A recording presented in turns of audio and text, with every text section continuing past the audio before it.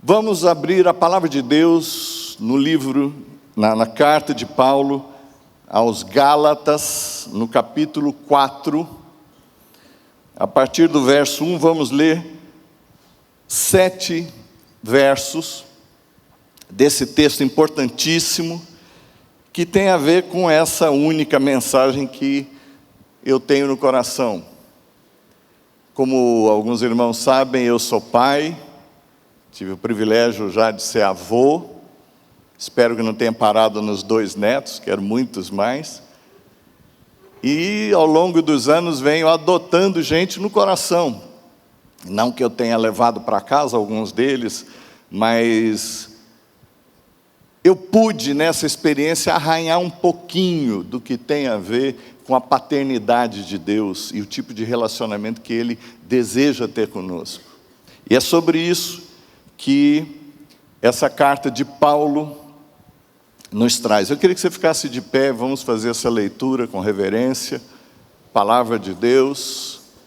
Paulo diz assim: digo, pois, que durante o tempo em que o herdeiro é menor, é menino, é miúdo, como dizem lá em Portugal, é criança, em nada difere do escravo, ainda o posto que ele é senhor de tudo. Mas está sob tutores e curadores até o tempo pré-determinado pelo Pai. Assim também nós, quando éramos meninos, menores, crianças, estávamos servilmente sujeitos aos rudimentos do mundo. Vindo, porém, a plenitude dos tempos, o culminar da história, Deus enviou seu Filho, nascido de mulher, nascido sob a lei, para resgatar os que estavam debaixo ou sob a lei, a fim de que recebêssemos a adoção de filhos. E porque sois filhos, ou somos filhos, enviou Deus ao nosso coração o Espírito do seu Filho, que clama: Abba, Pai, ou papaizinho, segundo as línguas originais. De sorte que já não és mais escravo, porém filho, e sendo filho, também herdeiro por Deus. Amém? Vamos abaixar nossa cabeça assim como estamos. Pai, em nome de Cristo Jesus, pedimos, ó Deus, que Tu nos tomes, Senhor, pela mão, e vem falar aquilo que é impossível ao homem, falar ao coração de cada um de nós, e glorificar o Teu Filho Jesus no nosso meio. Chama cativo, ó Deus, todo pensamento ao Teu Filho, e faz conforme Tu lhe apraz, Senhor, te apraze, Senhor, é o que pedimos em nome de Cristo Jesus. Amém. Podem sentar, queridos. Eu não sei quantos já se deram conta que o mundo está completamente doente, perdido. Eu gosto de, às vezes, debater sobre a fé com alguns espíritas que creem na reencarnação, que de indas e vindas, partindo-se desta para melhor, a pessoa volta para cá, e eu não sei o que é melhor, né? Mas o cara volta para cá e cada vez mais ele está progredindo, e a gente abre os jornais e dá-se conta que nós estamos vendo hoje barbáries que eram cometidas na Idade Média, na Idade da Pedra. Vocês já perceberam, queridos? Mas é certo que a palavra de Deus deixa claro para nós, em Romanos 8:19, Paulo fala isso, que a natureza toda, isso quer dizer as pessoas, a criação, o ecossistema, as coisas todas criadas por Deus, gemem angustiadas pela revelação de quem? Dos filhos de Deus. Paulo fala que no verso 22 desse texto de Romanos 8, ele diz mais, que a natureza geme com dores de parto, para ver a revelação de quem, queridos? Dos religiosos? O que vocês acham? Não, dos filhos de Deus. Os desgraçados de toda sorte, queridos, anseiam desesperadamente quando lhes sobra injustiça e lhe falta o básico, aquilo que é o direito, aquilo que é justo, aquilo que diz respeito à vida e à ética e à virtude, e não encontra. Cadê os filhos de Deus? Me perdoem, queridos, a franqueza, esses dias eu conversava com a rapaziada ali do posto. Quem conhece os meninos ali do posto? Gente que luta, como qualquer um de nós, e nesse dia eles estavam meio chateados. Parece que eles tinham tomado umas patadas de alguns daqui da casa. E me veio à mente essa ideia, queridos, que Paulo fala de gente desesperada por ver a revelação, não de religiosos, não de gente que tem uma ligação com a agremiação qualquer, que defende uma fé qualquer, que é membro de carteirinha e tudo de uma igreja, mas eles estavam desejosos de ver o testemunho de gente de Deus, filhos de Deus. Queridos, a sociedade conhece bem servos de Deus, os empregados de Deus, mas ainda anseia por ver a revelação dos filhos de Deus. Nós sabemos, queridos, que o Brasil não é, infelizmente, um país cristão. Não sei quantos partilham dessa ideia comigo. Somos uma nação cristianizada, é diferente. Qualquer pessoa aqui no Brasil sabe dizer quem foi Jesus Cristo, que morreu, a não ser o Lula, né, que diz que ele morreu enforcado, mas tudo bem, desculpe, políticas à parte, muita gente aí sabe o básico, pelo menos, do que tem a ver a fé cristã. Mas ainda sabe pouco do que pode fazer um filho de Deus. Tanto é verdade, e eu me defrontei esses dias com um número, de que no Rio de Janeiro, por mês, mais de 2.000 igrejas são abertas mensalmente. E eu fico pensando, se 2.000 igrejas são abertas, então o Rio de Janeiro devia estar bem melhor do que está, é ou não é, queridos? E assim, Belo Horizonte, São Paulo.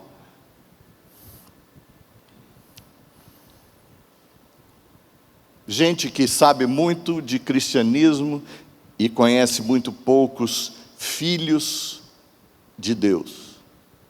Eu vim lá do interior, não sei quantos já perceberam o meu sotaque, sou caipira, lá de Adamantina. E eu me lembro, queridos, o quanto eu passava apertado quando eu ia fazer alguma arte, porque alguém logo batia os olhos em mim e dizia assim: Pirolinha, toma cuidado, vou contar para o seu pai. Não tinha jeito. Eu tinha a cara do meu pai. Depois de velho, fiquei ainda mais, né, bem? Nessa carta aos Gálatas, Paulo abre o coração às igrejas que estavam na região que hoje fica perto de Ankara, na Turquia. Igrejas que ele havia plantado, havia dedicado muito do seu tempo, do seu amor em pregar a palavra, em gerar filhos. E a carta não começa sequer como as outras cartas de Paulo, com saudações amorosas para os irmãos. Ele já vai nas tintas, já vai rápido ao que interessa, e ele bate duro porque ele percebe que as igrejas ali estavam sendo seduzidas por um grupo legalista que, se infiltrando, faziam com que os irmãos que haviam bebido do Evangelho ficassem de novo oprimidos por uma religião que já devia ter sumido. Não toque nisso, não coma aquilo, não faça aquilo outro, vista-se dessa forma, tome cuidado com aquilo lá e papapá. Esses parâmetros que vocês sabem bem, são capazes de ocupar muito do nosso tempo e pouco faz de transformação lá por dentro. Os irmãos sabem do que eu estou dizendo? O sujeito não mata, mas por dentro ele secou um oponente. Trata bem o estrangeiro por fora, mas quer que ele se dane e que se frite, que morra dali a pouquinho, tudo para que não lhe custe nenhuma forma de serviço, etc. Paulo, nessa carta, fala até de uma sedução da lei na cabeça dos irmãos, fruto daquilo que os hebreus estavam, ou os judaizantes estavam pregando, e fala do contraste que isso tinha com a cruz de Cristo, com a justificação pela fé naquilo que Cristo fez, e ele é bem enfático: ou é a cruz, ou é a anulação dela, no capítulo 2, verso 21. Ele diz lá: não anulo a graça de Deus, pois se a justiça vem pela lei, Cristo então morreu inutilmente.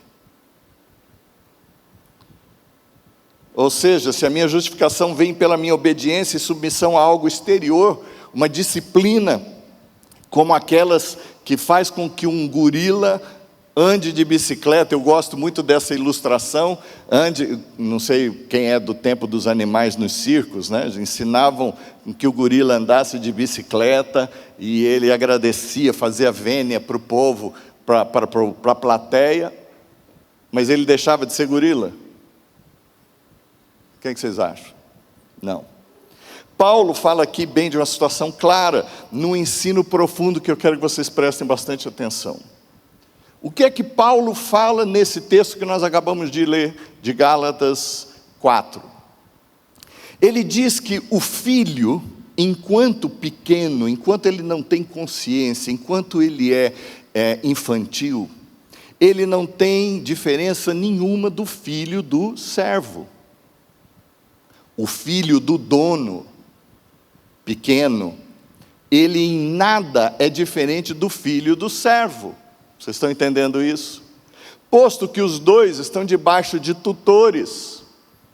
Do que é que Paulo está querendo dizer? Até a maturidade, estavam sujeitos a alguém que cuidava deles. Era comum na cultura grega, na cultura romana, que as crianças ficassem à mercê ou aos cuidados de tutores, de curadores. E os levavam à escola. E obrigavam-nos a fazerem os deveres. Disciplinavam também. E cuidavam e pagiavam-nos até que eles crescessem e tivessem a maturidade. O que Paulo está dizendo, queridos, figuradamente, ele faz uma distinção entre a lei e a graça. Aquilo que uma produziu, diferentemente, na vida de um, na vida de outro, ela é a tutora até que se cresça, e fala do espírito de servidão a ela, e em oposição à graça que nos fez filhos de Deus, pela cruz e sacrifício de Cristo. O que é que Paulo está dizendo? Enquanto nós somos pequenos, nós não tendo noção da graça que veio até nós, nós estamos andando como andam os servos. Dá para entender isso? Eu não tenho noção. E o que é, queridos? Eu não tenho noção daquilo que eu tenho de fato, que eu recebi, não tenho noção da herança que veio sobre a minha vida, de sorte que aquilo que está lá no final da vida de alguém que não é um cristão reformado, o supremo prêmio. Lembra-se da gente falar sobre a reforma por tantos dias aqui, em que nós dissemos que havia uma diferença muito grande entre um reformado e um não reformado. O não reformado trabalha a vida inteira, se empenha e tudo ou almejando, para que no final da vida, se tudo der certo, ele ganhe a salvação. É ou não é? Enquanto que na reforma protestante tivemos nova luz sobre as Escrituras, sobre o que já estava escrito, que a salvação para nós está no início. Paulo, escrevendo aos Efésios, no capítulo 1, verso 3, ele diz que Deus já nos abençoou com toda sorte de bênçãos espirituais. Mas tem crente imaturo no nosso meio, e que não tem diferença nenhuma do servo, coitadinho, que trabalha em prejuízo. E aí, os dois imaginam que se tiver boa conduta, se proceder direito, se for fiel, se não errar, se fizer tudo direitinho, se o diabo não nos roubar a bênção. Porque julgam que o diabo e Deus têm o mesmo tamanho, é ou não é? Quem já teve essa ideia? Os dois têm o mesmo poder, dependendo da moral que eu dou para um, esse ganha. É ou não é? Os irmãos estão entendendo? Está difícil. Se correr tudo bem, eu recebo o prêmio. E aí a salvação não é graça mais, é merecimento, é reconhecimento, é direito. E o que é que iguala, queridos, o filho do servo com o filho do dono? O seu senso de necessidade. Os irmãos estão entendendo isso ou não? Só para explicar melhor, o que é que houve lá no Jardim do Éden? Vocês sabem disso? Tivemos uma crise terrível, uma hecatombe. Diz a palavra de Deus que Deus nos abençoou para que nós frutificássemos. Vem o diabo e diz o quê? Comam do fruto que vocês vão ser abençoados. E o homem caiu nessa história. A partir daí o que acontece? De produtores de bênçãos passamos a ser o quê? Consumidores delas. E vai daí, queridos, que grande parte de cristãos vivem para satisfazer o quê? O seu ventre, aquilo que julgam necessitar. Porque se não formos nós, gente, vamos admitir, Deus não vai abençoar. Se nós não nos empenharmos, nós estamos lixados. Queridos, por não saber o que tem o Filho do Senhor, em tudo ele é angustiado como filho do servo. Nós estamos com um sobrinho pequeno, temporão na família. Para mim é um misto de sobrinho com neto. E a gente sai muito. E às vezes eu vejo a angústia do menino desesperado, chora, e vocês não fazem ideia os litros de lágrima que o molequinho desse tamanho é capaz de derramar. Porque ele quer ardentemente que o pai lhe compre um presente. Eu pergunto a vocês, e o pai não dá? Será que é porque o pai não tem condição de dar o presente? O que não passa na cabeça do menino é que o pai tem recurso para esse presente e muito mais. O que não passa na cabeça do menino é que o pai pode ter outros planos para ele. Pode ter um presente melhor. Pode desejar outra coisa para o filho. Pode ver que aquele presente pode ser perigoso para ele. Vocês estão entendendo isso ou não? Mas ele chora desesperado, como se fosse o filho da serva.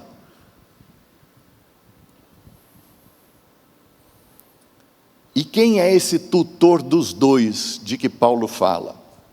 A lei, a regra. Queridos, Israel andou a vida toda sendo guiado pela lei, seguro pela lei, até que, na linguagem de Paulo, acontece a plenitude do tempo, quando Jesus vem e nasce, para nos resgatar de toda ansiedade, todo senso de necessidade e, pior, da opressão da lei. Uma lei que é capaz de nos condicionar, mas é impossível de nos transformar a partir de dentro. Os irmãos estão entendendo? Queridos, Paulo diz que há um jugo sobre os que estão debaixo da lei. Uma vida penada, penosa, difícil. Pergunta aos irmãos que estão aqui, que conhecem um pouquinho das Escrituras. Porventura a lei pode salvar alguém? Sim ou não? Não. Não sei se tem algum testemunho de Jeová aqui, algum adventista. Se tiver, eu quero dizer que, infelizmente, queridos, a lei não é capaz de salvar ninguém. A lei, queridos, vem para o povo de Deus como se fosse um tutor realmente. Até que o povo, naquela época distante, sem leis à volta, sem noção de direitos humanos, vocês são capazes de entender isso? Deus pegando a igreja, o seu povo, pela mão, conduzindo como se fosse bebezinho, não toque isso, não toque aquilo, regras, parâmetros e tudo isso. Mas no fim das contas, e no pensamento de Paulo, a lei não vem para curar. A lei que demonstra o alto padrão, o estándar de Deus, a exigência da santidade de Deus, vem para mostrar a nossa impossibilidade de a cumprir. Então, ao invés de remédio, a lei vem para o povo de Deus como se fosse o diagnóstico, para nos mostrar o tanto que o pecado produziu de mal na nossa vida. Estão acompanhando, queridos? Ah, pastor, eu consigo cumprir a lei. Consegue, querido? Primeira lei: amarás o Senhor teu Deus de todo o teu coração, de todo o teu entendimento, de todas as tuas forças. Tem alguém aqui capaz disso? Vamos ser honestos. A lei nunca foi remédio, mas foi o diagnóstico, queridos. Ela nos segurou até vir Jesus. Deus, pela sua infinita graça, quando permitia que nós sacrificássemos um animal puro, sem mancha alguma, e Ele aceitava isso para o perdão dos nossos pecados, aquele animalzinho não era eficiente para nos salvar ou nos limpar dos pecados, senão que Ele prefigurava aquele que havia de vir na plenitude dos tempos, na vinda de Jesus. Estão acompanhando? Mas os Gálatas, queridos, só pensavam com essa cabeça de servo. Preste atenção, como muitos cristãos que ainda têm a mente de servidão. Se eu obedecer a um líder, me submeter a esse líder, deem o nome que quiserem, apóstolo, profeta, pastor, bispo, semideus, vice-rei, eu vou viver em segurança. Quantos vocês conhecem assim? Eu não vou nem apertar, porque muitos aqui, eu creio que já passaram por essa experiência. Se eu obedecer essas regras, eu vou ser mais espiritual. Acredito que o meu esforço me torna melhor quando eu faço o que me dizem para fazer e alcanço os padrões que alguém determinou para mim. Eu estou progredindo, eu tenho cara de crente, eu vivo como crente. Ah, como é bom ser espiritual desse jeito. Ah, se os outros fossem como eu. Deus fica obrigado a me abençoar. Já ouviram isso em algum lugar? Eu acho que isso tem a ver com um espírito de empregado, de servidão. Quando eu vejo algumas demandas aí de sindicatos, eu fico imaginando o quanto isso se parece com a pregação de muito pastor, é ou não é? Você trabalhou direitinho, bateu ponto, agora o patrão é obrigado, porque você tem os seus direitos. Glória a Deus. Não é assim que a gente escuta? Cobra de Deus, porque Deus tem a obrigação de te abençoar. Você deu essa oferta gorda, então Deus está obrigado a te atender. A gente se empenha, jejua, ora, clama a Deus, aí vem a bênção,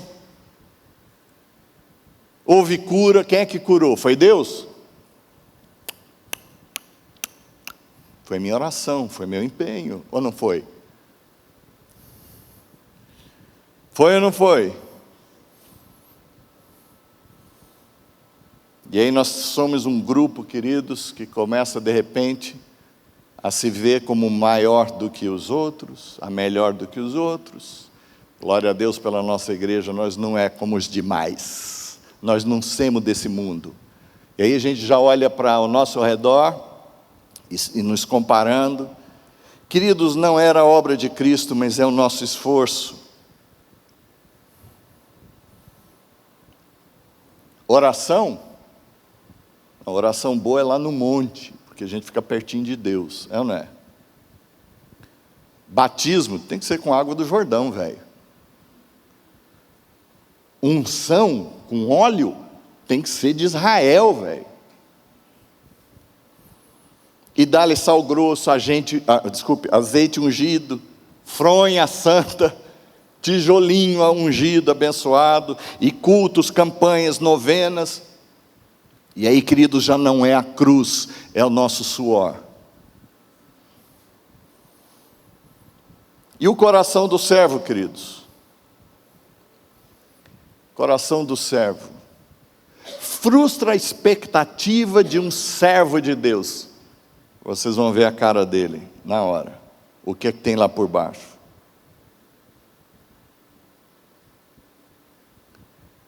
Porque na medida em que ele se esforça, ele começa a demandar o quê? Reconhecimento, honra, valor. Ele já não faz por gratidão, por amor ao seu pai. Ele tem um coração de servo, de empregado, e desfia ódio contra os seus irmãos. Queridos, já não é pela graça de Deus, mas é pelo nosso esforço, a nossa performance, nosso suor. Mas o que Paulo diz nesse texto que nós lemos aqui, ele nos chamou para sermos filhos. E de fato a palavra de Deus diz que a cruz abriu para nós a possibilidade de sermos adotados por Deus e de sermos filhos. Uma possibilidade tornada concreta quando Jesus Cristo pagou todo o preço que eu e que cada um de nós devíamos a Deus. Eu sempre fiquei no meu... Acho que tem a ver com a tradição reformada.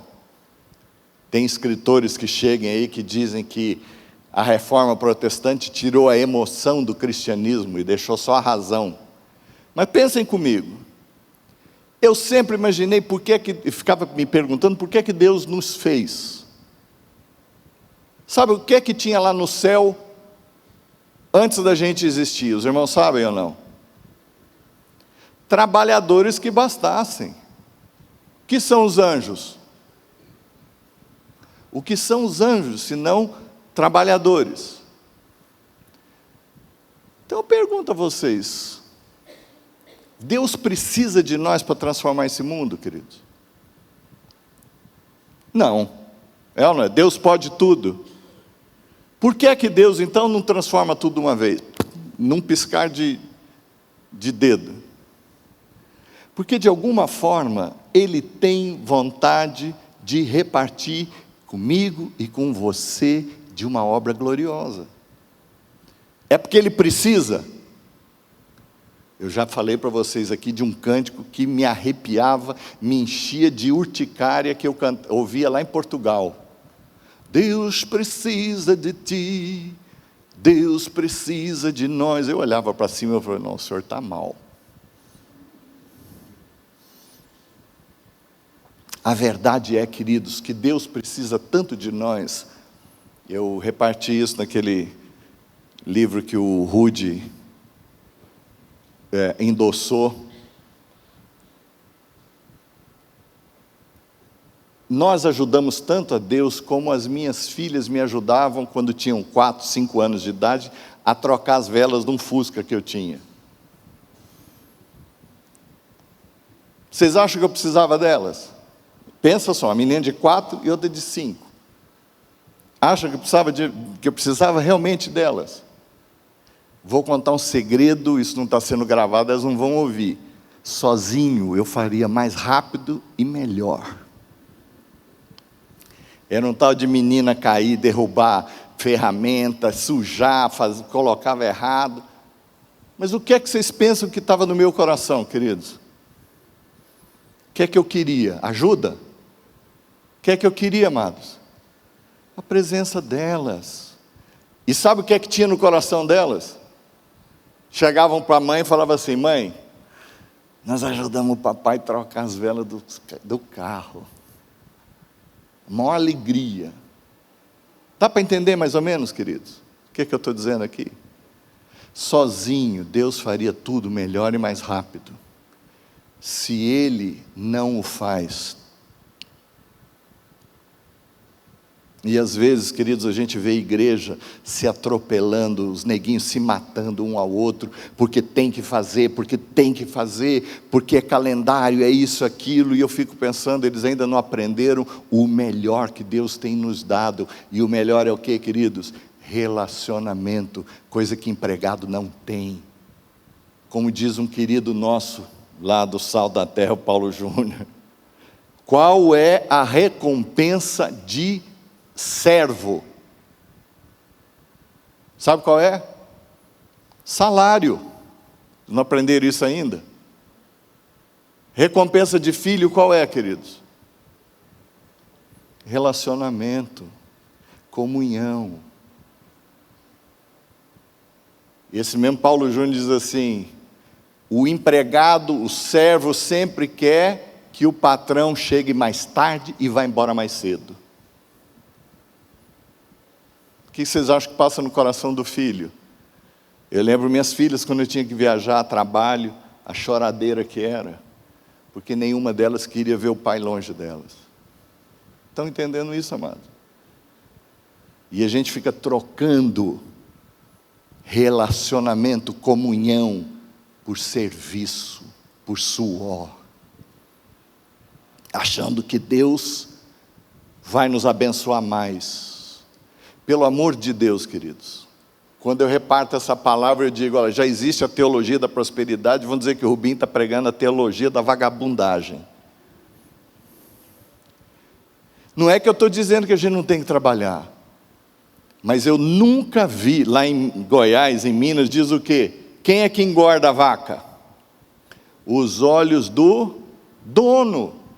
Não há trabalhador melhor que os filhos.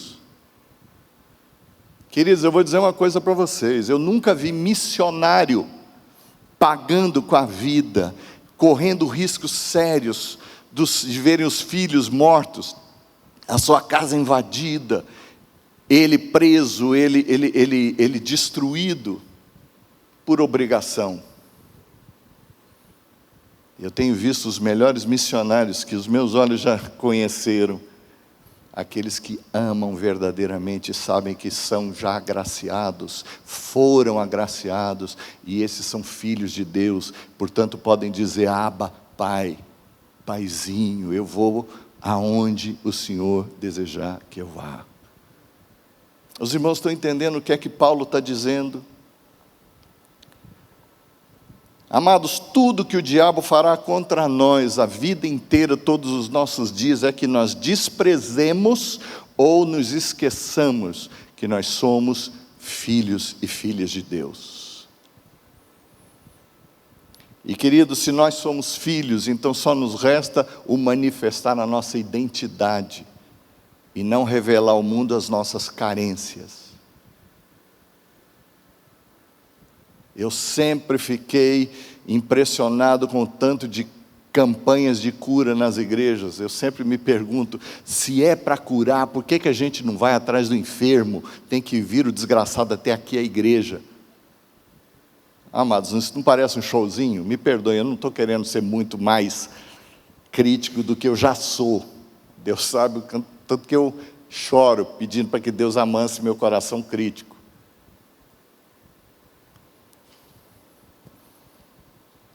E nós somos filhos por mérito, queridos. Alguém aqui é filho? Olha, eu me lembro, nós estamos lembrando ontem, meu pai, quando conheceu a Joyce, falou assim: filha, você é de que cidade? Meu pai era bairrista pra caramba. Você é de onde? Ela falou: de São Paulo. Ele falou: faz muito bem, minha filha. Eu falei: faz muito bem, pai? Ela não entrou com nada nisso, ela não teve participação. Fizeram em São Paulo, né? Nasceu em São Paulo. Ela não tem culpa. Mas é isso, nós somos filhos por ato de Deus.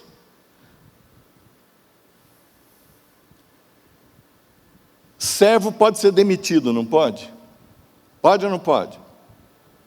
Servo pode ser dispensado ou não pode?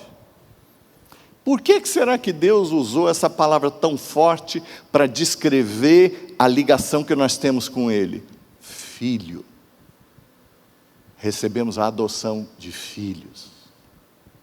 Alguém aqui tem um filho rebelde na família? Não precisa se manifestar, mas é certo que deve ter gente aqui. Sabe aquele que saiu de casa, não quer mais papo, não quer relacionamento com ninguém? O cara pode ir para um cartório e falar assim: ó, tira o nome da minha família aqui, que eu não quero mais ser filho do meu pai. E mais, vai para um hospital e fala assim: faz uma transfusão de sangue, tira todo o sangue aqui, põe de outro. Ele deixa de ser filho? Ele está sem o quê? Relacionamento. E eu creio num Deus gracioso, um Deus misericordioso, um Deus que não espera pela nossa performance, mas Ele próprio é fiel e se mantém fiel, ainda que nós sejamos infiéis para com Ele. Coração de filho só tem gratidão. Coração de servo, queridos, tem demanda por reconhecimento, por direitos. Coração de servo é evangelista? Não, ele pouco se importa, porque ele vê os outros como competidores, concorrentes. Filho vai atrás do seu irmão. Filho olha para uma outra pessoa e vê nele parte dele que está se perdendo, que está distante do pai. Recompensa do filho é sempre relacionamento, queridos. Filho é aquele que sabe que foi adotado pelo pai. E notem, queridos, a palavra de Deus nunca trouxe, não, vocês podem procurar, nunca vão achar que nós somos filhos adotivos de Deus. Vocês já encontraram isso em algum lugar? Só tem uma categoria de filhos. Filhos por adoção, recebidos por Deus. Não existe filho de segunda classe. Eu creio que só existe um Israel de Deus. Nós somos esse Israel. Nós somos esse povo de Deus. Nós somos os filhos de Deus. Nós estamos libertos do quê, queridos? Gálatas 5, 1 e 2 diz assim, que nós fomos libertos por Cristo, adotados por Deus, então nós não precisamos mais ficar ansiosos de coisa alguma. Lá em Gálatas 5, 13 e 26, diz que esse filho precisa do Espírito de Deus para uma vida santa, e não é só pelo seu esforço, não, mas é alguém que busca estar em comunhão com Deus, que ora, que jejua, que estuda a palavra, que aplica-se à obra, não para receber o que ele não tem, mas para conhecer mais, para crescer em profundidade no relacionamento com seu Pai. Capítulo 6, verso 1 a 10, nós lemos, Paulo diz que este Filho de Deus vive dependente do Espírito, e porque é dependente da ação do Espírito Santo na sua vida, ele não vive mais para si mesmo, mas vive para satisfazer o Senhor e para os outros, não para si. Deseja viver essa vida de liberdade para a glória do Pai, não para a sua própria glória. Não para buscar aquilo que Deus já não tenha dado. E Deus é o único que torna esse tipo de vida possível. Concluindo, queridos, a palavra dessa noite. Tudo que o diabo vai fazer contra nós até o final dos nossos dias é que nós nos esqueçamos que nós somos filhos e filhas de Deus. Jesus, quando foi tentado no deserto, sabe qual foi a tentação que o diabo veio trazer aos ouvidos de Jesus? Se tu és o Filho de Deus, faça isso. Se tu és o Filho de Deus, faça aquilo. Colocava em causa se Jesus era ou não o Filho de Deus. E Jesus sabia que não é por conta das privações, das provações, que ele havia deixado de o ser. Queridos, eu peço a Deus que, como foi com Jesus Cristo, o Espírito de Deus nos lembre sempre que nós somos filhos e filhas dele. E aí empreendemos tudo mais na nossa vida.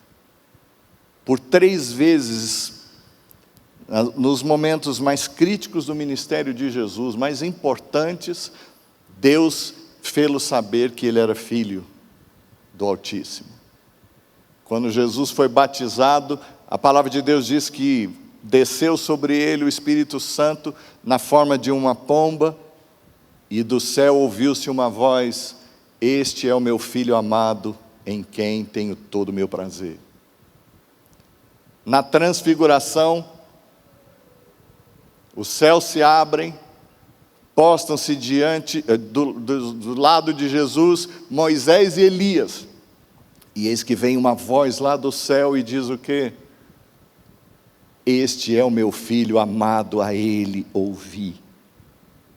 Quando Jesus expira na cruz o seu último suspiro, da boca de um centurião, Deus arranca uma declaração e ele diz: eis que verdadeiramente ele era o Filho de Deus. Queridos, eu quero que vocês, cada um de nós aqui, tenha diante de si a imagem da adoção de Deus. Que Deus possa encher o nosso coração de ânimo, porque este ano, queridos, vai ser melhor que o ano passado. Sabe por quê? Porque isso não é obra nossa. Nós não estamos à mercê dos políticos, do país. Nós estamos na mão de Deus e na operação do Espírito Santo, que sempre nos conduz em triunfo e nos faz crescer. É obra da graça de Deus em nós. Ninguém aqui está mais no prejuízo. Ninguém aqui precisa mais pensar como pensa um empregado, um servo. Portanto, nós estamos livres para dar aquilo que de Deus recebemos. Olhar para as pessoas aí fora com graça, com amor, e acolher, e doar, e repartir. Os irmãos estão entendendo isso? Está tudo em ordem na sua vida, querido? Saiba que é graça de Deus. Você é filho de Deus. A coisa não está muito boa, pastor. A gente tem recebido mensagens de irmãos que estão perdendo emprego ainda, gente que está desempregada há tanto tempo. Eu quero dizer, nada disso pode negar o fato de que você é filho e filha de Deus.